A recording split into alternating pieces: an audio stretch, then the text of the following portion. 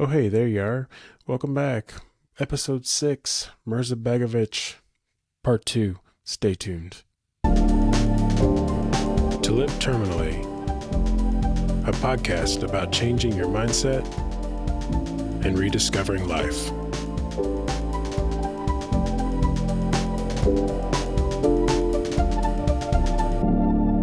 Who was your inspiration as a child? So when I was really little, my biggest inspiration was Bruce Lee.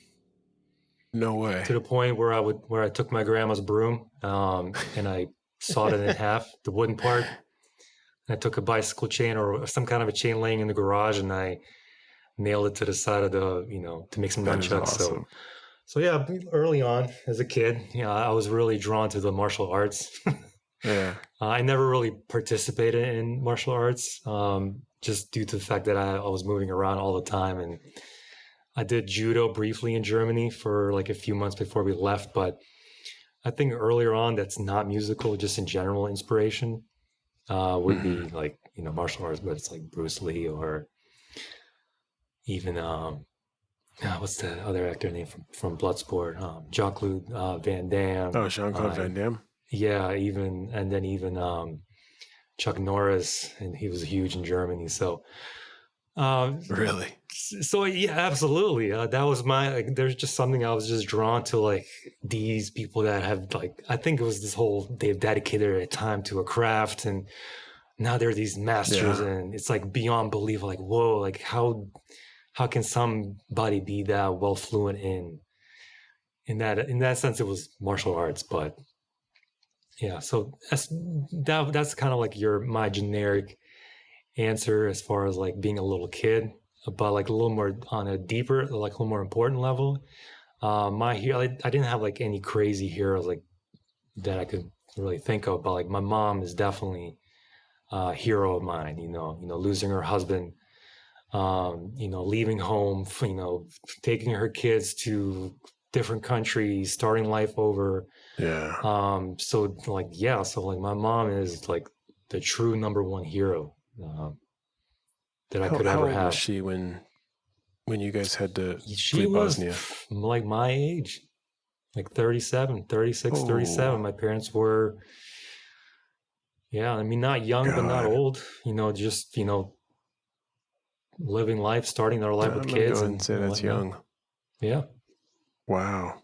Yeah. So man, what a strong woman. Absolutely. She still is. Yeah. That's awesome. That's amazing. So do you have any current inspirations? Anyone that you listen to for, I need some source. Who's your current inspiration? Like musically or just anything in general? Just anything, because I think it translates. I think martial arts translates to music. I think so too. Just the discipline factor of it. Plus, it's very eloquent. Yeah, it's eloquent. It is as brutal as it can seem. There is technique, and there's absolutely something beautiful about high stakes. Art in real time. There's something dangerous and yet exciting and amazing about seeing others perform it. That is exciting. But as far as inspirations that I go to, I really do like the Andrew Huberman podcast. That's something I really kind of put on because I've dealt with some health conditions of my own as of the last couple of years, and I've always been kind of health conscious. I didn't start like working out until like my later 20s, and that's something I wish I would have kind of done earlier, but I've learned a lot since then. So I'm always fascinated by the human body, how it functions, how I can optimize myself and my thinking and my body and my thoughts. So I'm really keen on doing things that are in your control. Yeah. Maximizing sleep, maximizing food, maximizing exercise before trying other alternatives that are maybe deemed easier or helpful. Yeah. Huberman, you're referring to the Huberman Lab, right? The Huberman Lab, yes, Andrew Huberman. Yes. Yeah, excellent podcast. You On in can the geek background all out the on some time. serious science there. Yeah. I So, do yeah. listen to him fairly often. I have a hour to hour and a half commute each way every day. And so I listen to Huberman Lab quite often, especially on a topic that I'm interested in. And he's a fascinating dude, super fascinating. Not only is he We fascinating, didn't get but to talk about. the material he's just putting out is just mind blowing. The fact that it's free and the fact that everything is archived. You can go on his website, to plug him. You can go on his Yeah, website and search anything that you're interested in, and it will all be organized. And I think it's just always been fascinating with the human body and the human mind, and kind of hmm manipulating those things and seeing like, hey, if I don't eat this for my breakfast, what will my body composition be in the week? Or stupid things that I like to do experiments on myself, health wise. Comes back to that discipline. Another one you should check out is called nutritionfacts.org. They have a Okay. podcast as well. That's really fascinating if you're into the science Hmm. regarding, nutrition and diet and your body. I really enjoy that one as well. Let's talk about tone field. What do you do there? Like you come up with some crazy ideas and create some really interesting tools for creating music, at least that I've never seen. How do you think of the things that you do and take me through a day of tone field? Yeah. So for me, ever since I have resigned from my teaching career as of last year, and started school full time for the PTA, prereqs. I need obviously I can't just not work and pay bills and whatnot.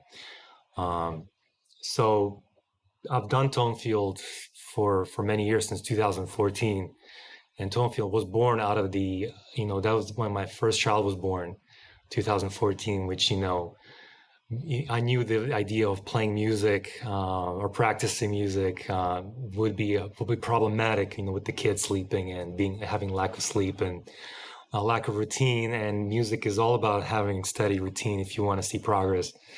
Yeah. So I knew I kind of anticipated. I was like, I'm gonna go crazy if I don't have an outlet. Yeah. Being at home, being doing what I need to do with my family. So Tonefield was kind of the birth of the idea of I need to have a creative outlet, something. Yeah. So I stumbled upon pedal building. It's something I've been wanting to do for a while. I eventually learned how to do it, and now Tonefield is a full-time gig for me. It is how I make ends meet. It's not I'm Yeah. not rich from it, but it's that's what I do every day. Yeah. Besides studying when I'm studying and family when I'm doing family stuff, and that's what I do every day. I wake up every morning, get in my garage, which you see right here, and then excuse the noise, and then I'll craft some weird stuff with cassette players. So where do I get the ideas for it? I can't claim they're all my original ideas. There's a lot of resources that are out there, whether it's online or YouTube. I take ideas from all over the place, and I hmm kind of just let it marinate. And I think, what could I do to improve it? What could I do to make it different? Um, how can I? What would I do where I would want to use it? You know. hmm So that's where the tone field stuff is at for me. It's great that it can pay my bills, short term wise as of now, or maybe even long term wise. You never know. You don't. Um, you don't know, Boutique pedals are, uh, people love them. right? So it's been honestly been really great.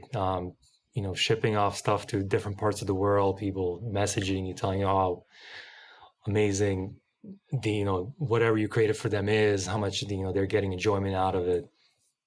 Um, so yeah, it's Tonefield is another way for me to release creative, energy and thought. And I think before I build something, I really just think about a lot of these things in my head before making something. I think about the practicality of it, the usage of it, how it would be used, like how it would be wired, how it would be created. Um, and then I just start going at it. And then it's kind of like creating music. I have certain parameters in place, sort of like a starting point, but I kind of go on the fly, creativity wise with those as well, whether it's aesthetic wise or not placement wise, or what the effect does, or how can I tweak the tone of the certain effect or a pedal. So a lot of little details go into it, and I just enjoy that creative control, that I can have. I know the night that I met you when we played a show together in Tampa, we were talking about it, and you mentioned that you had created a delay pedal with a slider instead of a knob. Right. So you could control it with your foot on the fly while you're playing. Mm-hmm. And I just remember my mind just going, why isn't every delay pedal with a slider instead of a knob? I'll tell you why. There's some out there.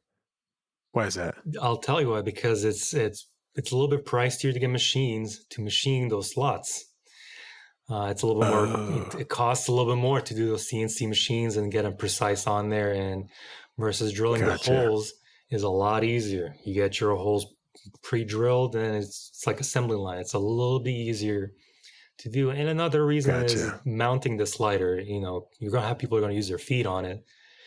So, like warranty wise or something like that, I could see certain reasons why most companies haven't jumped on it. There's a few now that are starting to use sliders, but like my inspiration came from the old Echoplex delay machines where they have a giant slider on them. And it's just the coolest thing ever, just being able to seamlessly go from, self-oscillating and then just boom, slowing down the time. And it's just a cool effect. And it really is.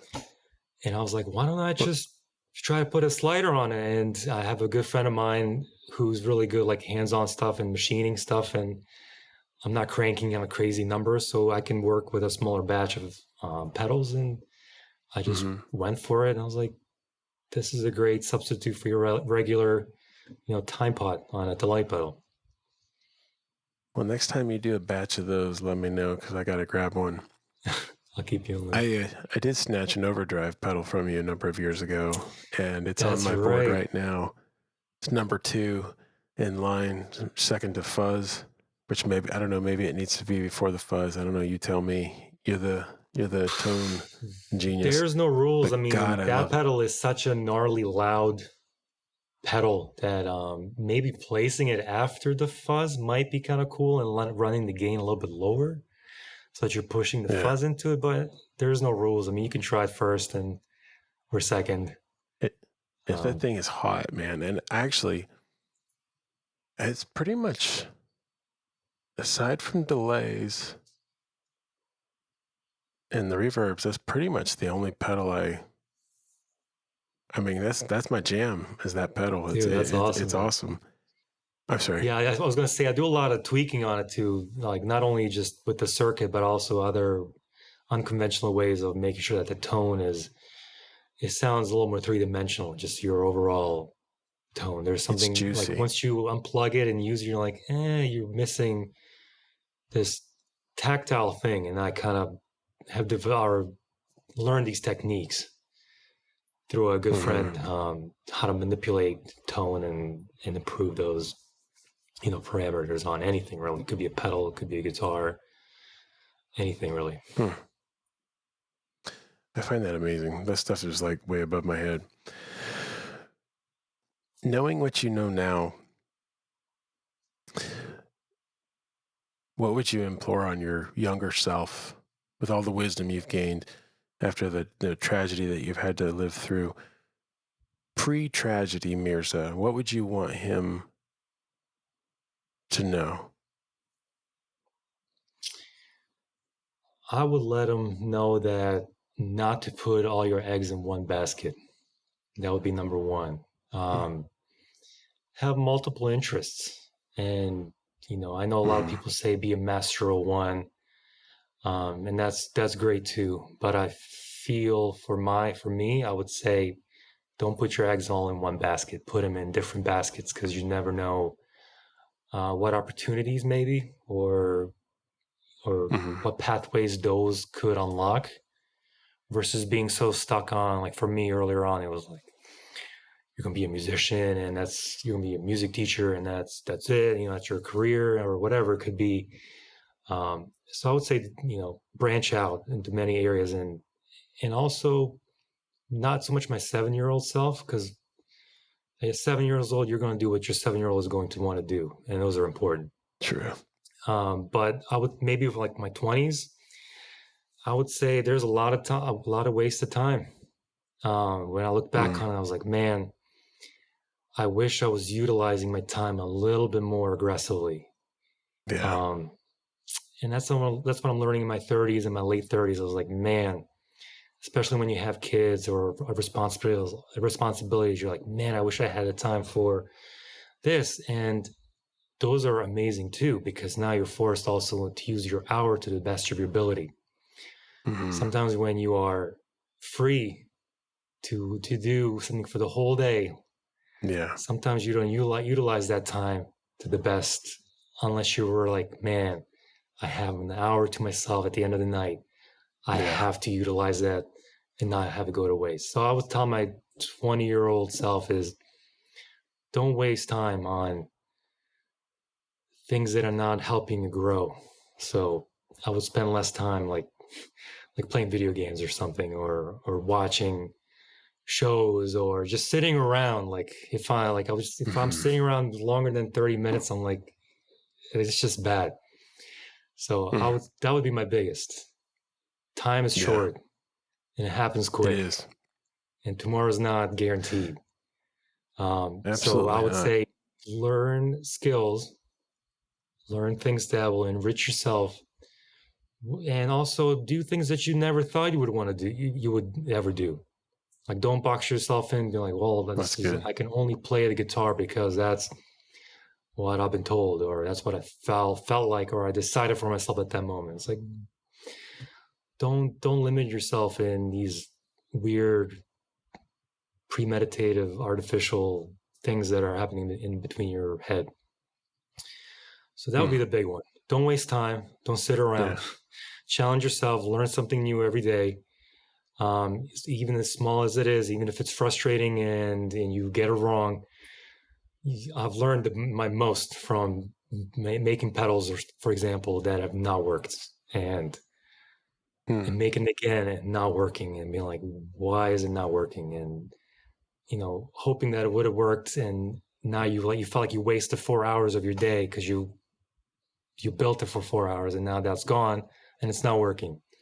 But you can learn from those experiences and moments to get better. And that's how I've learned all the electronic stuff that I do know that I'm doing now. Is I didn't have anybody, I didn't go to a class, or I had resources to ask people for guidance and help, but it was mostly trial and error. Like, this doesn't work, let's figure out why it's not working. Fire. Yeah, and that would be my biggest advice. Just throw yourself in the fire. Don't screw your ego, screw your feelings. Feel like the worst person at something, because one day you might be a little bit better. Absolutely. Yeah, that's how I've been with this podcast. It's been a little freaky, and I was just like, you know what? Fuck it, I'm going for it. We're gonna do this. Oh, that's another one. Just do. Just put it out. Just create. Like, sitting around thinking, man, I got to get better as a musician so I can create that album with the songs that I want to convey. You just have to. You just have to put it out. Like, write something tonight and put it on, Facebook or YouTube, and you're like, hey, this is what I made. And you might get feedback, you might not get feedback, but I think you'll learn from the time constraint of like, I'm putting something out now, whether I like it or not. Yeah. And a lot of the stuff that I put out, I felt like I didn't like. But just like you'll feel with this podcast, you'll look back on it 10 podcasts from now and be like, man, I could have done this better or whatever. But it's but that's how you get better, by just doing. Like, action breeds other actions. Or perfection. Not even perfection, but it just breeds more movement. The more movement you have, you're keeping the wheels spinning, and you're not necessarily thinking of I got to get to it. You're just putting the coal in that train, and you're just moving, and you're just like, I don't know where we're going, but we're moving forward, at least. Absolutely. I tell patients this all the time, that, and you will too, actually, 'cause this is right up your alley here in the future, but if you stop moving, you stop moving. And you're dying. A lot of the, you stop moving, you're slowly dying. You're absolutely, you're done. And, I mean, that translates across anything. You stop moving, you stop moving. And, but yeah, my bent on this podcast is, life is short, and live every day to your fullest, live every day as if it was your last, because I've had to, with patients and family members, and not quite as tragically as you, but I've had to stare at death in the face, almost daily. And, like even today, I had a patient came in. He comes in weekly, and he, jokingly, I said to him, "You feed a cat once," he just keeps showing back up on my doorstep. Super nice guy. And then he drops on me, I have stage 4 liver cancer. It's spread to my ribs, and proceeds to tell me how he was told that he had 18 months to live, over the phone while he's in the car. And, I hear that daily, and it's, I think it's probably starting to affect me a little bit in an anxious way. But life is short.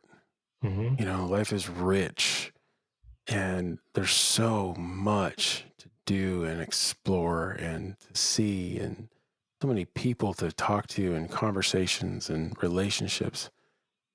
What are some of the biggest things that you valued in your life, with all the tragedy and all the wins? Like, what are the biggest things in your life that you just like, wow, you're going to get to your deathbed and you're like, man, that was so good? I think once I started having kids, that's where, for me, it was like, that's my compass. It would be nice to travel the world. It would be amazing to be a musician and travel the world, whatever grandiose thing that you think you need to see externally. But for me, like my kids, like the fact that they are here, and we're like, my wife and I are able to provide for them, to have a life that we both didn't. So for me, as long as that is taken care of and experiencing joy from their point of view, I really feel like I'm not really missing out on any other opportunity. Like, I'm really not. I'm not missing the opportunity that I'm not going to create another pedal, or miss an opportunity to play music, or all those things are, in a kind of a way, luxurious things. Yeah. You don't necessarily need those things to survive. They definitely decorate your being, your life. Those definitely enhance your your time on Earth, and I enjoy doing those things. But for me, my kids is where I get my joy. Seeing them being happy, and I'm sure you will see that too. Like, once your child is a little bit older and you experience their joy, whether it's like tonight, like we fixed the water heater, and we had a giant box. So I went upstairs. It was a huge box, almost like the size of me. Cut out a door in it, made a fort out of it, covered with blankets, and couldn't wait for my son to come home to see this surprise of a fort that I had made. That's awesome. So moments like that, like to me, that is life, like those connections. Yeah. Obviously other experiences are great, like friends and memories, or seeing things, but I think they just get way more enhanced when you're experiencing with your own half of your own self, and in a little form. And that's kind of exciting, because like long after I'm gone, they're going to be moving forward. And so for me, that's kind of like the most, like my compass. Like, yeah, you could go skydiving. Yeah, it would be awesome to go on a cruise, a European cruise or Alaskan cruise, or whatever, live in whatever you can glamorize. But eventually all those things you get used to.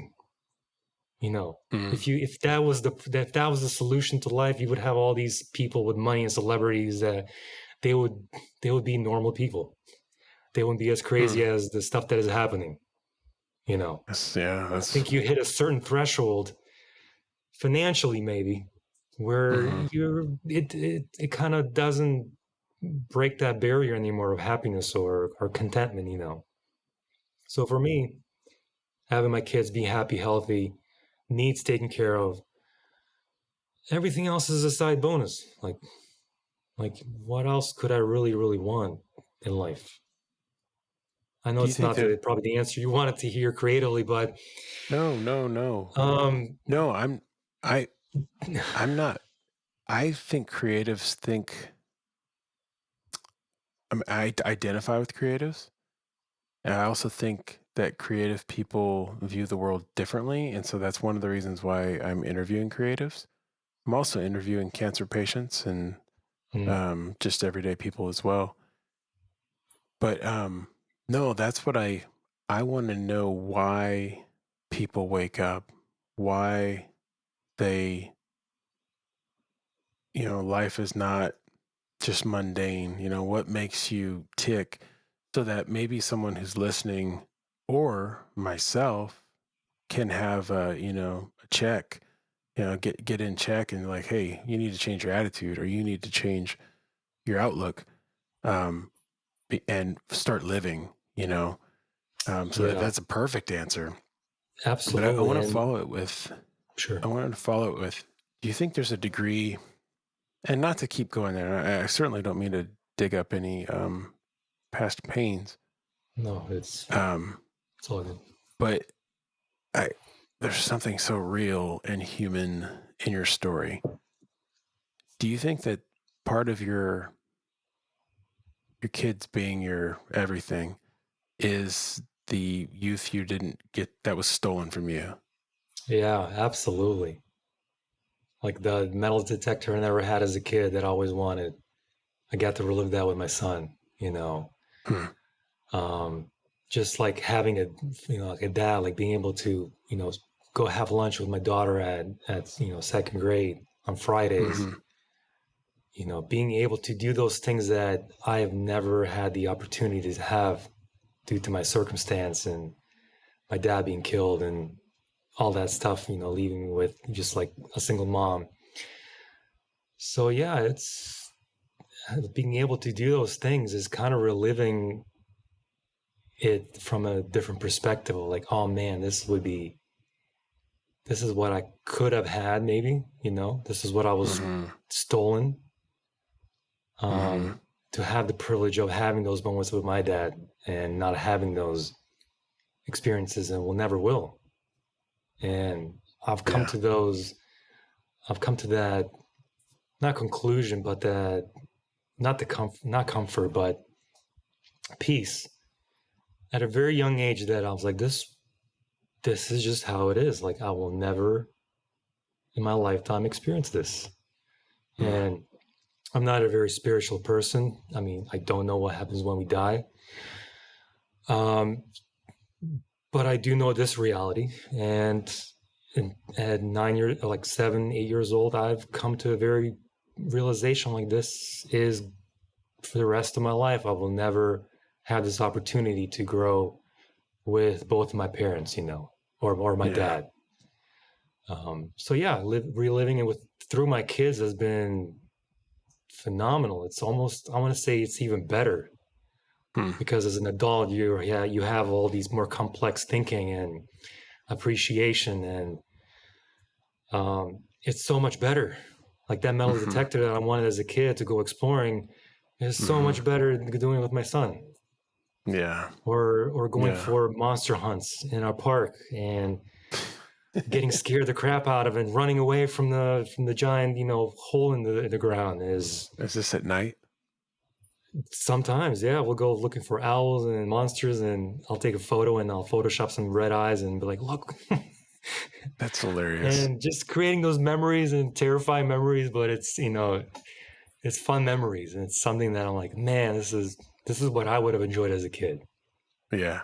Yeah. No, that's good. And that's with both my kids, they're both my kids, and they're both unique in their own ways. There's at times polar opposites, and just unique little beings that I see myself and my wife in, and life is a lot better anytime you're like, man, I'm missing out, or I could be this, or it's just think like the position that we're in right now, the fact that we can run our fancy devices, able to verbalize how mundane our works or our lives could be when we have the ability to sit around to think how mundane and boring some of those things in life are.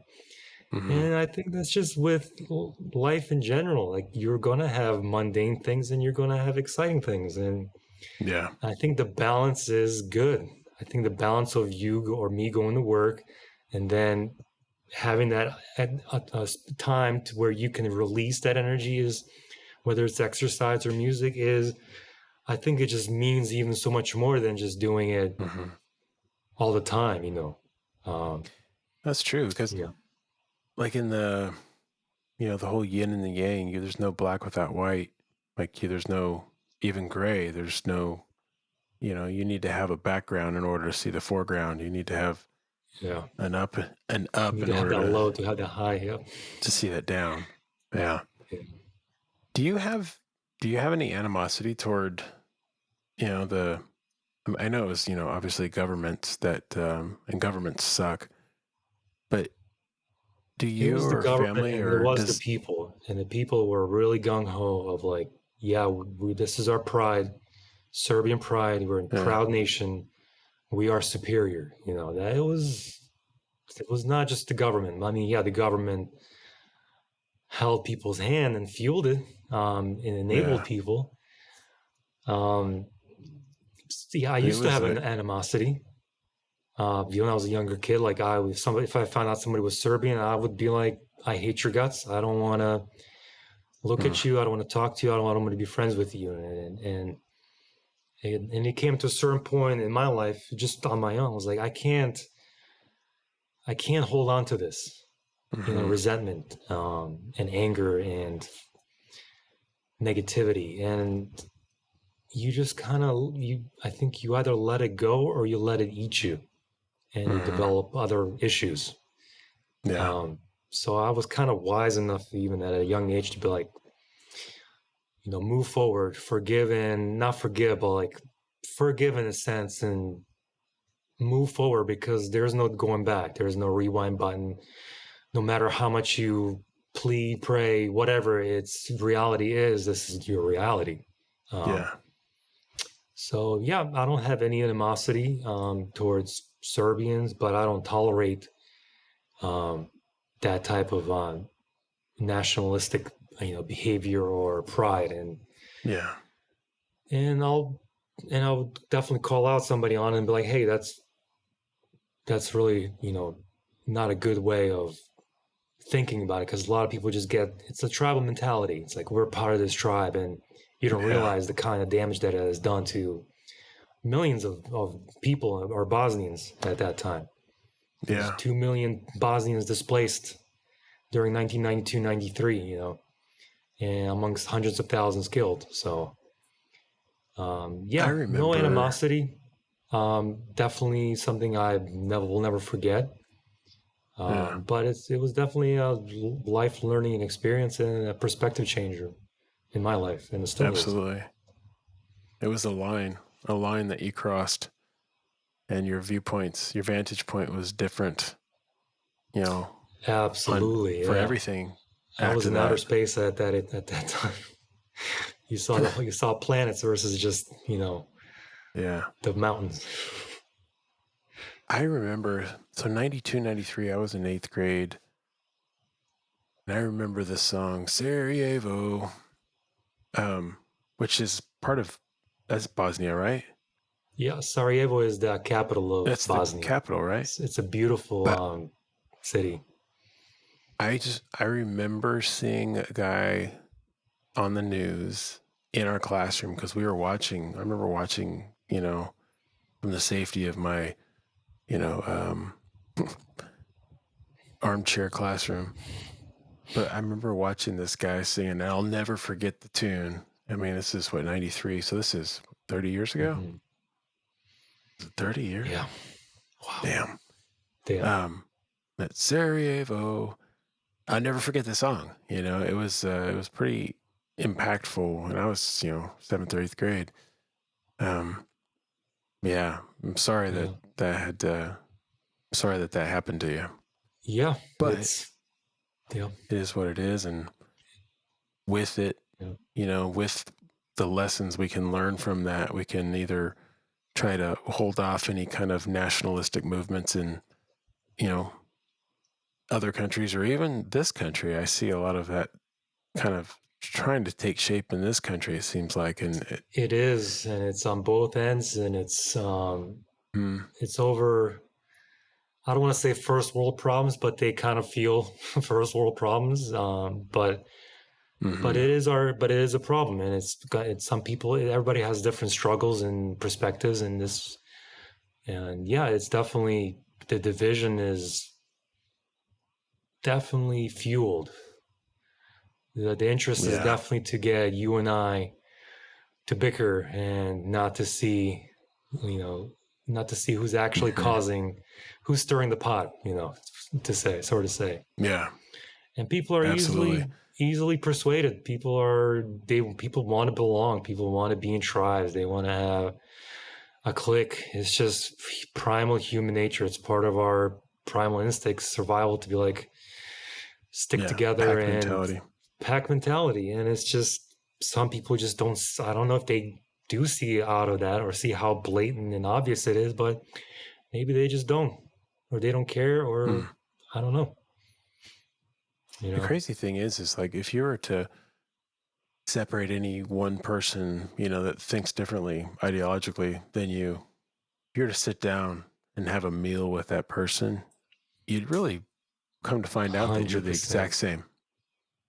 Exact same. Not maybe even the exact same, but at least you But as would. a human. Oh right, yeah. Oh, absolutely. Oh my God, this is all a facade. We're all Mm-hmm. always imagine us like the human beings. When you blow bubbles, the consciousness being the air, the bubbles being the individual humans, and we're all different bubbles and Mm. shapes, and we're flying higher or lower. And we're all like, man, look at me, I'm this bubble, and look at me, I'm at this bubble. And when we all pop, we're all the exact same same source. That's true. But That's good. we get not tricked, but we get duped into thinking you are your clothing, you are your haircut, you are your color, you are your whatever. It's a fancy suit, a facade, and if you can see through that, and I think most people can. Again, I think we just get kind of sidetracked by our primal visual instincts Yeah. to a degree, No.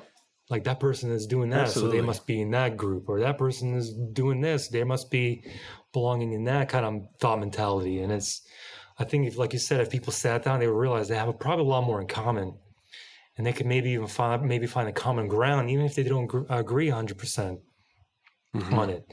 At least they would be able to have that interaction to even disagree.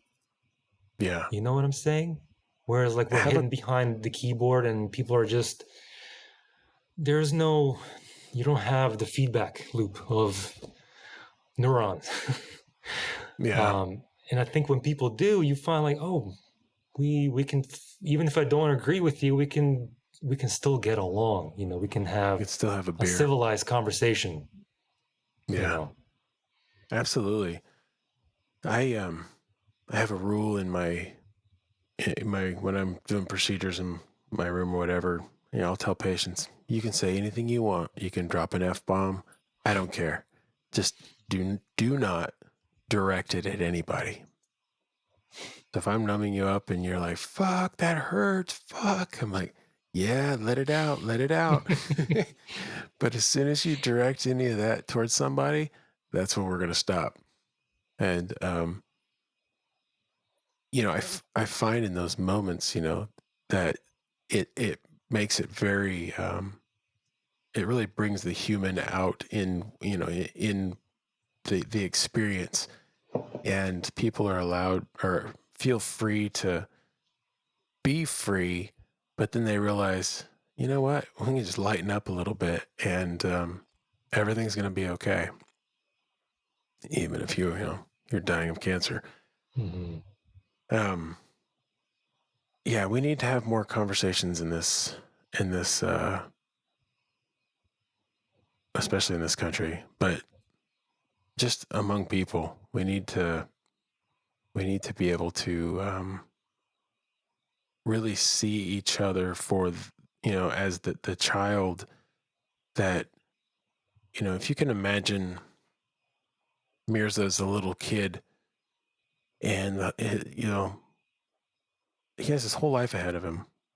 He could do anything he wanted. He could pick up that violin and be the next Yo-Yo Ma.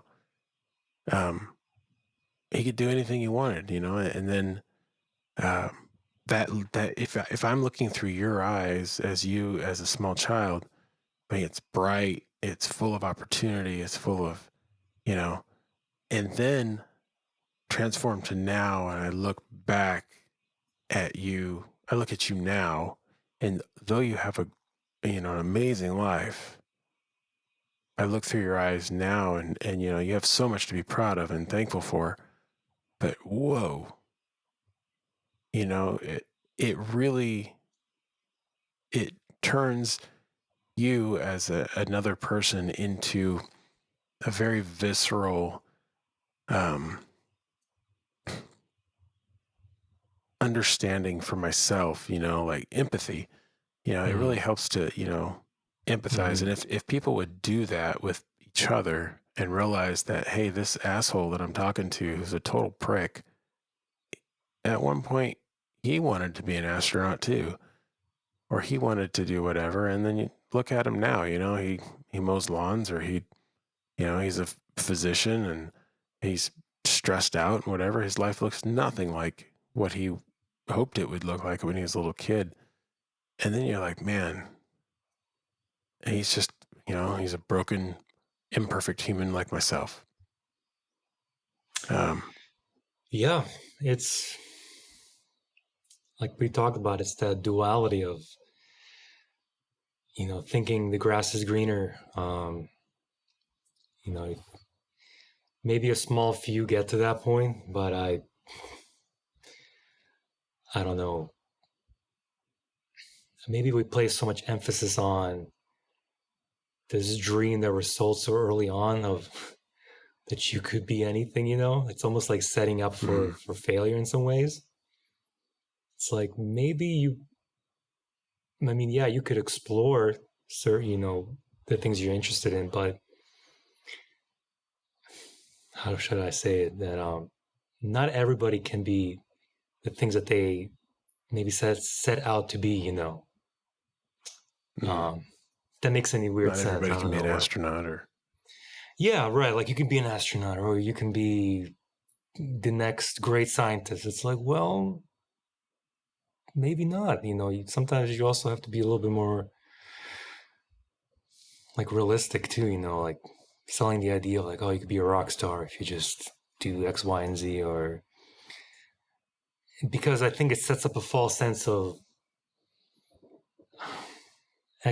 what is the word? False sense of security or expectation for the person, where you're let down maybe later on in life. You're like, oh man, I didn't become this thing that I thought as a kid I would, So it could be a fine line when to tell my kids, like, hey, you could be anything you want. Like, you always want to encourage the things that they are doing to their best of their ability, but I don't want to oversell, if that makes any sense. Oh, I know, absolutely. But let me ask you this: on those people who are worried about overselling, is like, did you try? Like, I honestly believe with every ounce in my soul that to achieve anything great, you're going to have to do some years in the trenches. For sure. If even Jim Carrey said, his dad told him, like, you can always fail at something you hate. So why not fail at something you love?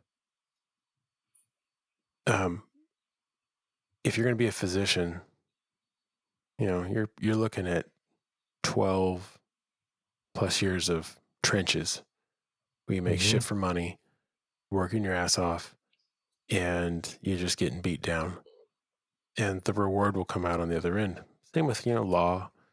Granted, you're not in school as long, but you still have to work your way up to, a partner or whatever till you're making big bucks and sell your soul to, Satan. Not every attorney has done that. I'm just kidding. Let me just disclaim that.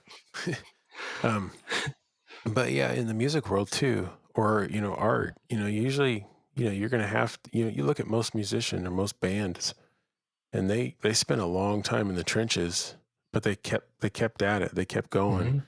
And as long as their passion, in my experience and what I've observed, because I obviously didn't do it, but as long as you stay true to your passion and you back it up with work ethic, like serious work ethic, and that, I'm going to have some time in the trenches, you may not be the next Coldplay or U2, but you should see some success. Unless you just, obviously just have zero talent. But then you'll know that right away. You probably won't enjoy it as much. Right. And that's one of the things where I spoke about it earlier, about music owing you something, like music. I feel like too many people expect that music owes them something because they have put time into something. Music is compared to, like, let's say being a PA. Like, yeah, you can put your time in because it's a little bit more linear. It's not as abstract like music or art. Gotcha. Yeah, that's a good way to put it. But with music, it's like, yeah, you're going to put yourself in the trenches, but it comes at a cost as well. Whether that's burnout, or whether you expect you're going to achieve, or you expect something to get from it. I think too many people have an expectation like music owes them something, like because they did 10 years, like, oh, I should be having this amount of fans, or I should be having this many views, I should be selling records, and they expect these things just because it was hard and put the effort, and all those things are valid. I just don't think music owes you any of that. If you happen to make it happens to work, phenomenal. Yeah. But I think a lot of musicians, or a lot of people, maybe just get let down, and leads to other ways of coping with those maybe feelings. Disappointments, yeah. But I 100% agree. Yeah, be in the trenches, do the work, and be persistent enough, do it long enough.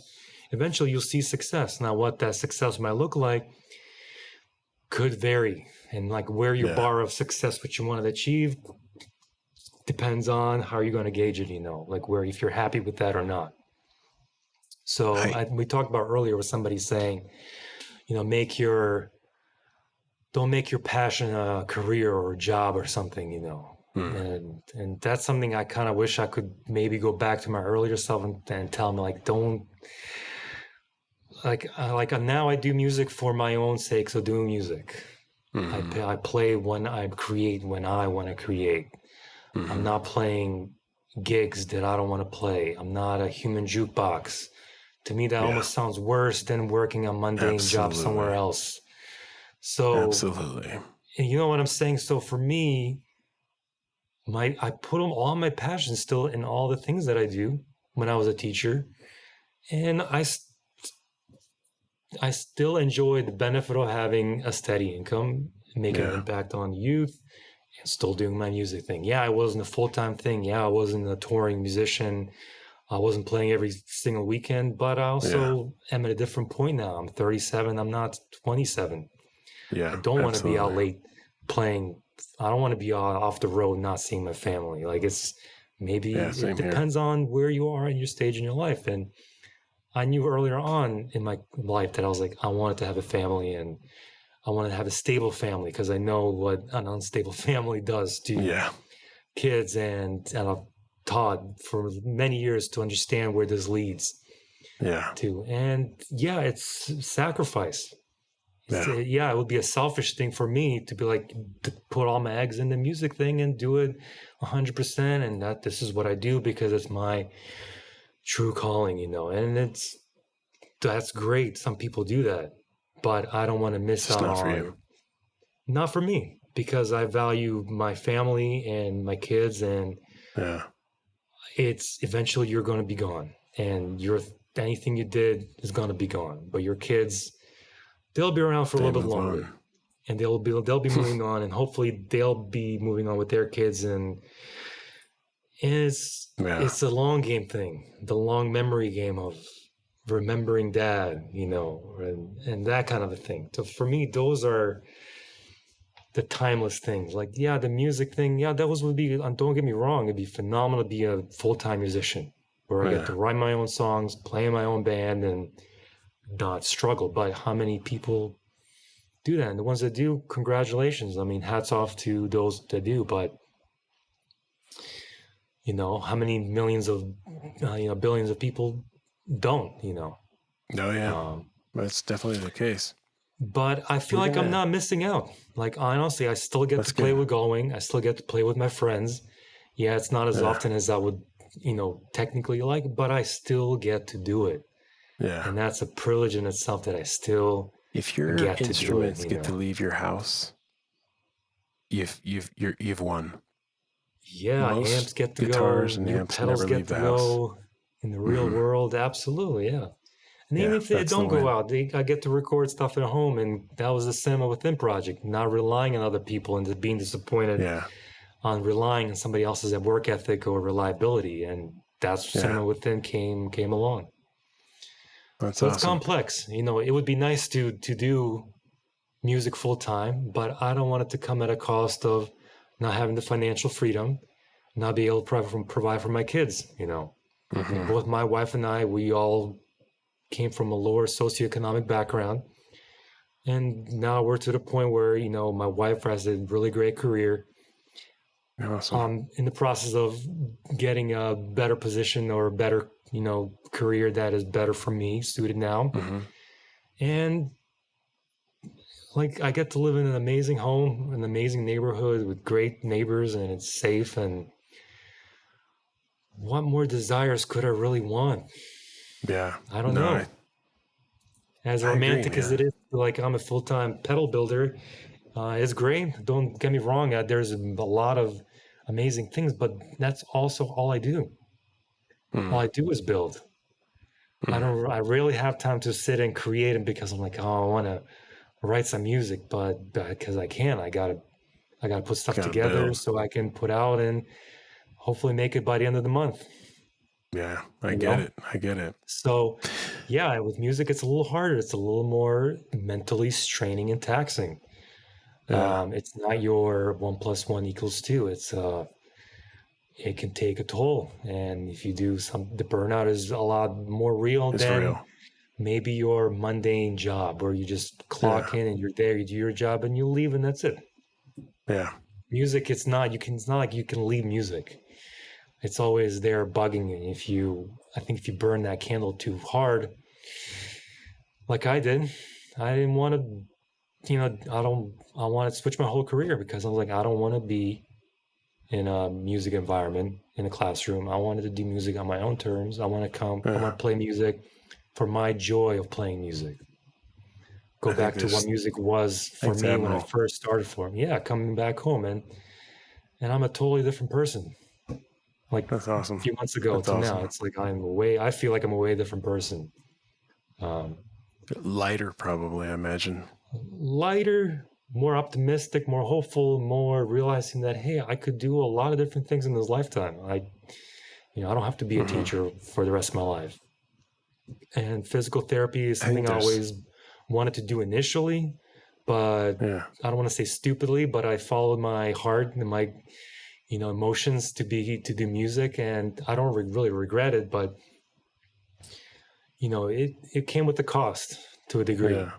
But that could have been said for it. If I didn't do that, if I didn't go down the music route, I would have been probably like, man, I should have gone to music school. And you can always look at it from the other side too, all the time. So it's not so black and white. We're always going to want more. We're always going to,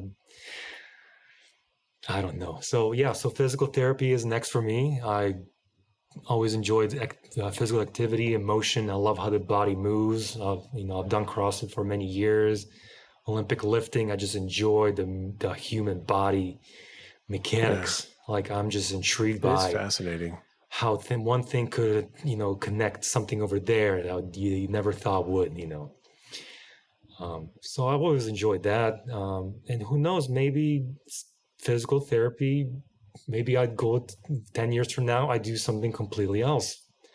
I don't know. So I'm opening myself up to the possibility of learn new skills. So like my new skill that I'm working on is programming and coding, because that's another creative outlet. It's it's kind of like pedal building, but it's more working with a digital platform. And it's been a lot of fun. I've been teaching myself, and I've created a lot of cool things so far, and a lot more to learn, but it's a goal of mine. We'll get into that in episode 2. All right. Sounds good, man. We'll need to wrap this up, because I'm staring at a battery that's blinking at me in red, blazing lights. Worry, man. Real quick, and I hope I don't lose you. First of all, Mirza, thank you. Thank you so much for being vulnerable. Thank you for your time. Thank you for being real and human and brotherly. I've enjoyed our conversation, and I can't wait for the next one. I'm going to ask you one last question. Yes. Oh, I'm sorry.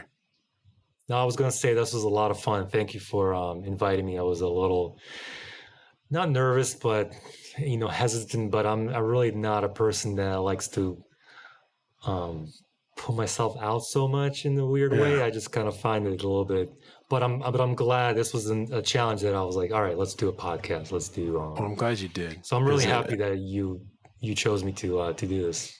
I've enjoyed our conversation, and I think I can't imagine people not enjoying hearing your story, and it's a fascinating one. We'll find out in the comments, though.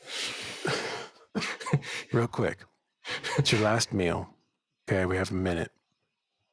It's your last meal. What are you going to eat, and who are the 3 people that are going to be there?